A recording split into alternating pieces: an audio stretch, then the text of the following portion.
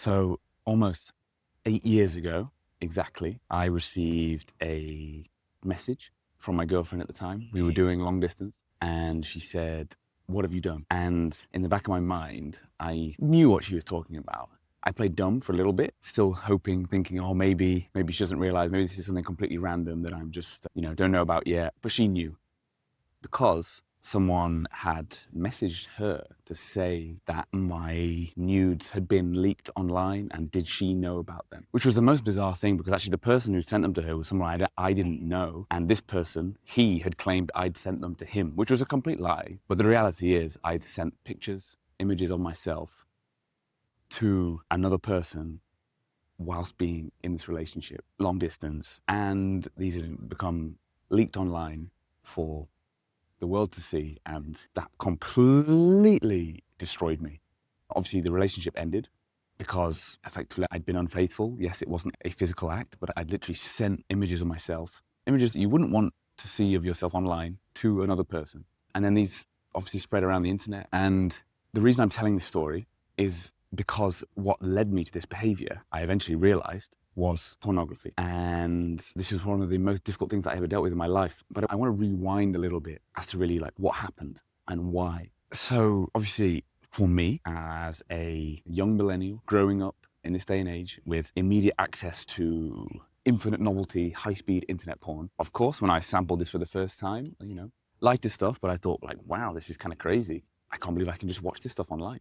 And so very quickly it became pretty intense habit, but without me realizing, right? So I'm watching this at least once a day, and some days even multiple times a day. Some of the negative effects are very slow. You don't notice them immediately. They start to come on very slowly. I think if you were to start watching your first porn episode and the next day suddenly you were what you would become in 10 years' time from all that viewing, you'd think like, oh wow, I don't want that. Or if like 12-year-old me could see that when I'm 28 years old, you're going to be watching this and desperately trying to quit, I'd go, whoa, okay, let's take a step back here. Maybe I won't choose to watch this video. But I did watch my first video. And, as all adolescents, you develop, things are difficult. You're struggling with your self-image, your confidence, like women, dating, sex, all this stuff. And then other difficulties in life. So quite quickly, porn became call it my vice, but my escape, right? And I used it very regularly and very often, and I was a proponent of porn. Right? I joke around with friends like, "Oh, isn't this great?" And there's a small niggling in the back of my mind, but I just chose to ignore that, shut that up. What started to happen was it started to get in the way of life. It started to get in the way of study, for sure. I found it very difficult to prepare for exams, for example. I was an athlete, which was a great thing because it meant that I couldn't watch porn at training. The difficulty really came in when, yes, if I was trying to study or if I was trying to do any form of work, like video editing, photo editing, that sort of stuff, write my CV, all of that stuff became almost impossible, because as soon as I sat down behind a computer or a phone, what would I do? I'd feel that slight bit of resistance towards the work and then, open up the browser, off we go, because it's the easy thing, it's the easy option. And I started to take that route all the time. I started to lose confidence in my ability to be able to work. But as we discussed in the beginning, this wasn't the worst problem. This was just the first time I noticed that I had a problem. And this obviously started to develop. If you've been watching porn for a while, you'll know that what you're watching towards the end is not what you started watching in the beginning. Probably in the beginning, it's still porn, but it's much more tame, more natural, more real.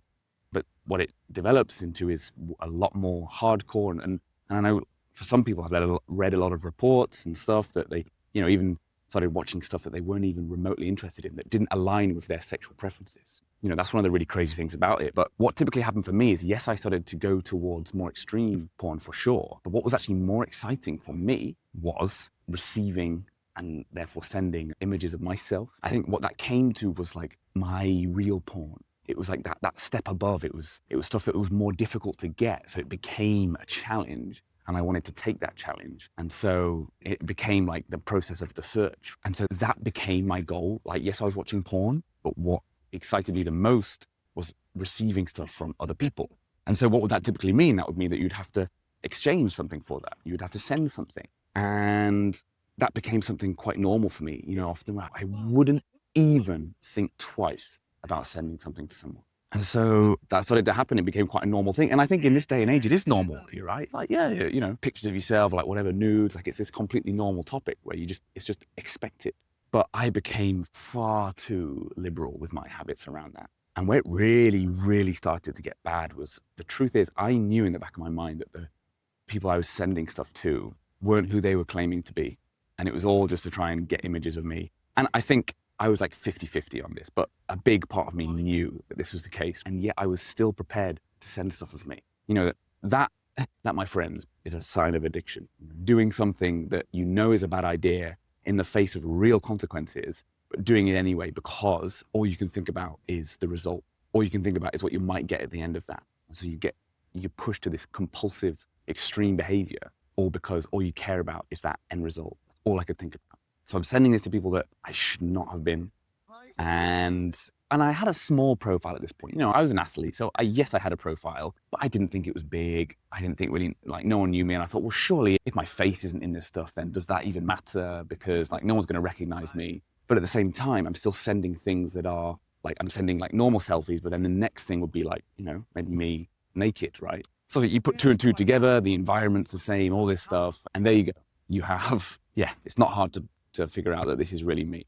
And so again, my excuse was, oh, no one knows me. Like, oh, I'm sure it'll never happen anyway. And even if it did, my face isn't in like the more explicit images and videos, so surely it doesn't matter, right?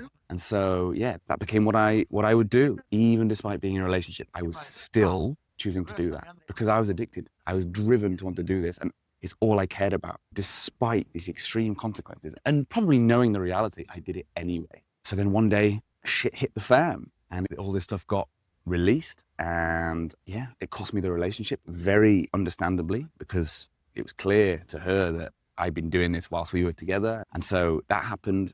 But then, you know, obviously that was so difficult. So at the same time I was losing a relationship, suddenly there's all this stuff online, all these pictures and images of me, and I'm there as this Olympic athlete with some form of reputation. And thinking like, oh, no one will know it's me. Completely wrong. There's pictures and the videos, like people are sending me them in DMs, like, oh my God, is this you? There's articles online in like loads of different languages, like not just English. I'm getting stuff all the time. And imagine this, people are sending you your nude image and like, just seen this. Can you imagine that? And that's happening like every day I'm getting this. It's just the worst thing, and something that I knew was a consequence, and yet I was doing it anyway. My way of wanting to deal with this was just to hide. I thought, well, okay, this is my online life is over now. This is it. No more online Freddie, no more social media Freddie. I just thought I just have to run. And I spent so much time and effort getting stuff taken down, DMCA notices, like all this stuff, like just trying to firefight everything rather than just own it and deal with it. I was just trying to hide. And I was so ashamed. I was so ashamed. And so, yeah, so it cost me like dreams, it cost me ambition, it cost me 8 years of hiding, when I could have been actually like living what I wanted to live, you know, putting myself on social media more, like telling my story more, you know, maybe to help others or just in general.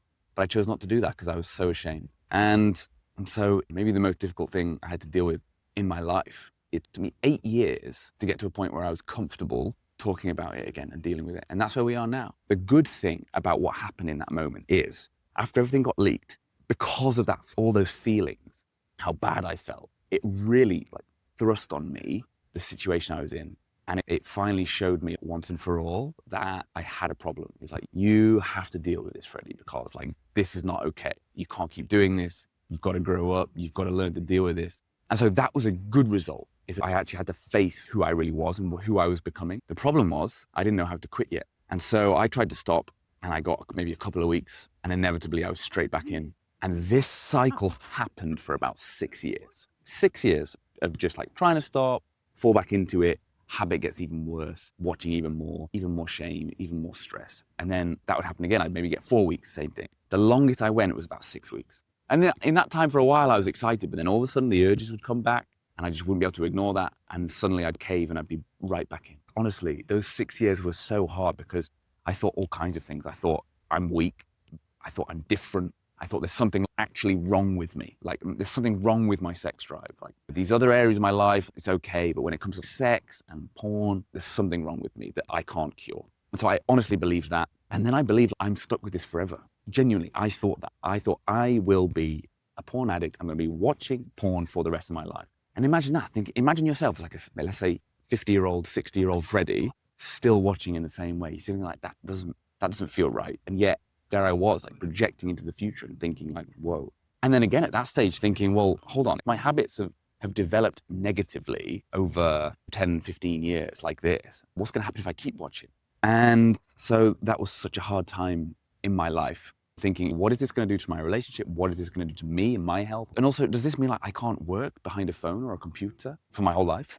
Does that mean I'm just going to have to stay being a performer? Because at this time I was working for Royal Caribbean. I wasn't an athlete, I wasn't competing, but I was performing in shows as a high diver. So I thought, wow, I'm just going to have to do something physical for the rest of my life because I can't touch technology. This was for 6 years. And finally, I started to read a bit more and looked into the no-fap community and found that wasn't any help because it was all about streaks, right? Yes, it gave me some motivation, but I'd already realized over this 6-year period that motivation wasn't the key. Like I was motivated. I wanted to stop and yet I couldn't. So that wasn't the solution. But I started to read some other material and watch more videos and also, crucially, started to do a bit of self-work. I looked into myself. I started trying to develop a meditation habit, ask myself some questions and read more and also read other ex-users' reports of what they'd been through and then how they were feeling once they'd stopped. And suddenly everything started to make sense. And one of the big breakthroughs I got was realizing that actually it wasn't giving me anything. It wasn't serving me at all. Because I used to believe that, yes, I know what it's taking away from me, but ultimately I enjoy it and I still couldn't imagine a life without it. Because the truth was, for in those 6 years, yes, I was trying to stop, but I was trying to stop so I could control it. I wasn't trying to quit for good. I was trying to control it. And then the idea was like, oh, maybe therefore then, once or twice a year, I can just watch it and like really enjoy it. Okay, I was just completely lying to myself. But once I saw that it wasn't actually providing me anything, that was all an illusion. It was like, wait a minute. So it all opened up. And so then I managed to go 6 months without any porn. And like already, like the changes were insane. I felt completely different. I had motivation to go to the gym, like independently of sport, for the first time, suddenly. And I was also studying Japanese at that point. And I studied Japanese every single day, like pen and paper, every single day, studying the writing characters. Like I studied more in that 6 months than I'd ever studied in my life for something. Coincidence? Like, I don't think so. But 6 months later, I relapsed and I fell back into it. And what was so scary is that when I fell back in, it started almost immediately again. And I was watching like so much. And I probably the first time I watched it about 5 times in one day because it was like, well, you've watched it now, so you might as well just watch again. And the floodgates just opened. I was on that slippery slope. I was like, whoa, oh my gosh. And so I had to go through this whole process again of framing it correctly. Like I read again, I watched more videos. I was like, wait, what state of mind was I in when I quit the first time? And then I made the commitment again. I went, okay, no more porn. But the same thing happened. It happened twice more, almost exactly 6 months, and then fell back in. So I'd made a breakthrough clearly because 6 months is way longer than 6 weeks, right? And my average of distance was only a week when I was in that 6-year period. So something was different, but I'd not figured this out yet. But then finally, the last piece of the puzzle hit. And I'd understand that porn wasn't giving me something, but what I hadn't figured out yet was that voice in my head, like about the urges. And I actually went back to my athlete days and I read a book that had really helped me with performing when I was an athlete in competition. It was called The Chimp Paradox. It's kind of understanding your mammal brain, your emotional brain. That voice in your head, number one, it isn't you. And actually to imagine it like a monkey is really powerful because it's not you. So you imagine it like a monkey, but that monkey, that chimp will tell you anything to get its fix. Because all it wants is dopamine. All it wants is that high, even though it's a fake high and it's not actually good for you, it will lie to tell you that. And once I really understood that and did even more meditation work to separate from that inner voice, then it all made sense. So even after, say, 6 months, when the quitting motivation had gone, maybe I'd not read any literature or watched videos around it in a while that had like reinforced like why it was bad, right? It didn't matter anymore because I was ready for that voice. And that voice will still come. And it still comes to me now. You know, I've been clean like over a year now. And it's not that I don't think about porn, but when I do think about it, it doesn't matter. Like nothing catches me off guard. Things can come and I'm almost able to just laugh and just notice. I'm like, oh, there we go. There it is again, like trying to trick me. And that was the final piece of the puzzle. And when that clicked in, it just completely changed. But I make this video for a couple of reasons. The first reason is to say so openly and honestly how much porn affected me. It completely ruined my life. And it put me through some of the hardest things I've ever had to deal with. And that's no exaggeration. And it's scary to think like where I might be or where I could go in the future if I was still watching it in the same way. But the other reason to make this is to say, look, I've been there. I've done incredibly embarrassing things because of my porn addiction, but I've gotten through it. I've come out the other side and life is now just better in every single way. But I'm not claiming to be superhuman. I'm not saying that you stop porn and you get superpowers, right? That's not true. honestly, every single area of your life improves. Every area. And it will feel like superpowers because, anything like me and you've been watching porn that much, you're so far away from who you really are. You're so far away from like your full potential. So actually what you stand to gain is like so much, which is so exciting. And once you understand yourself in the process, it's way easier to quit than you think. And so I realized that actually one of the ways that I can provide the most value in this world now is to try and help other men, because I don't want other men to go through what I went through. First of all, to make the mistakes that I made, but second of all, to feel like I felt and to feel like trapped in it forever, because that's totally, totally not true. You don't have to feel like that. If you're ready to just stop right now, you've had enough, you're not sure how, but you're ready. I offer one-to-one coaching because one thing we don't get as men typically is a space to be able to talk about this. So I offer one-to-one coaching where it gives you space to finally talk about this and feel understood, but also get a specific plan that will work for you in your specific case. But the final message here is to just say that you might feel a bit hopeless right now, but I promise you it's possible to stop, but it's not about willpower. It's not about fighting yourself.